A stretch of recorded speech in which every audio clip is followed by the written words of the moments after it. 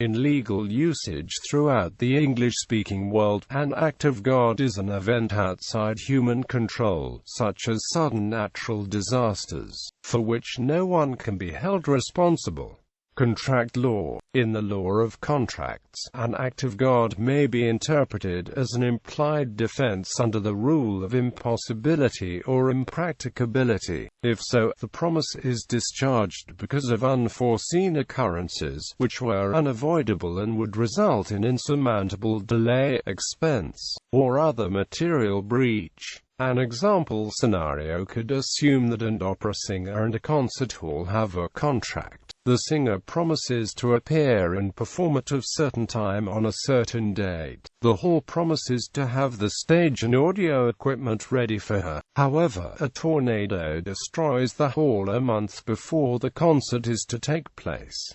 Of course, the hall is not responsible for the tornado. It may be impossible for the hall to rebuild in time to keep its promise. On the other hand, it may be possible but extraordinarily expensive to reconstruct on such short notice. The hall would argue that the tornado was an act of God and excuses its non-performance via impossibility or impracticability. In other contracts, such as indemnification, an act of God may be no excuse, and in fact may be the central risk assumed by the promisor, e.g., flood insurance or crop insurance, the only variables being the timing and extent of the damage. In many cases, failure by way of ignoring obvious risks due to natural phenomena will not be sufficient to excuse performance of the obligation, even if the events are relatively rare, e.g., the year 2000 problem in computers. Under the Uniform Commercial Code 2-615, failure to deliver goods sold may be excused by an act of God if the absence of such act was a basic assumption of the contract, and the act has made the delivery commercially impracticable. Recently, human activities have been claimed to be the root causes of some events until now considered natural disasters.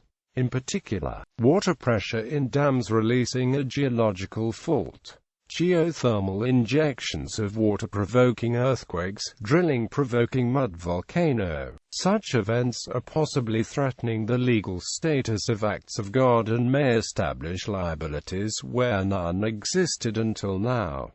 Tort law. United Kingdom, England and Wales. An act of God is an unforeseeable natural phenomenon, explained by Lord Hobhouse in Transco plc v Stockport Metropolitan Borough Council as describing an event which involved no human agency, which is not realistically possible to guard against, which is due directly and exclusively to natural causes and which could not have been prevented by any amount of foresight, plans, and care. Scotland. And act of God is described in Tennant v. Earl of Glasgow 22 as circumstances which no human foresight can provide against, and of which human prudence is not bound to recognize the possibility, and which when they do occur, therefore, are calamities that do not involve the obligation of paying for the consequences that may result from them. United States of America. In the law of torts, an act of God may be asserted as a type of intervening cause, the lack of which would have avoided the cause or diminished the result of liability. However, foreseeable results of unforeseeable causes may still raise liability. For example, a bolt of lightning strikes a ship carrying volatile compressed gas, resulting in the expected explosion. Liability may be found if the carrier did not use reasonable care to protect against sparks, regardless of their origins. Similarly, strict liability could defeat a defense for an act of God where the defendant has created the conditions under which any accident would result in harm. For example, a long-haul truck driver takes a shortcut on a back road and the load is lost when the road is destroyed in an unforeseen flood. Other cases find that a common carrier is not liable for the unforeseeable forces of nature.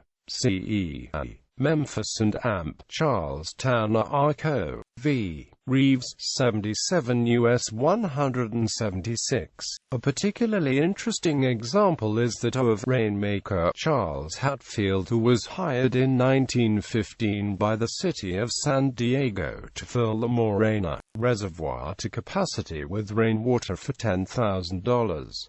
The region was soon flooded by heavy rains, nearly bursting the reservoir's dam, killing nearly 20 people, destroying 110 bridges, knocking out telephone and telegraph lines, and causing an estimated $3.5 million in damage in total. When the city refused to pay him, he sued the city. The floods were ruled an act of God, excluding him from a liability but also from payment.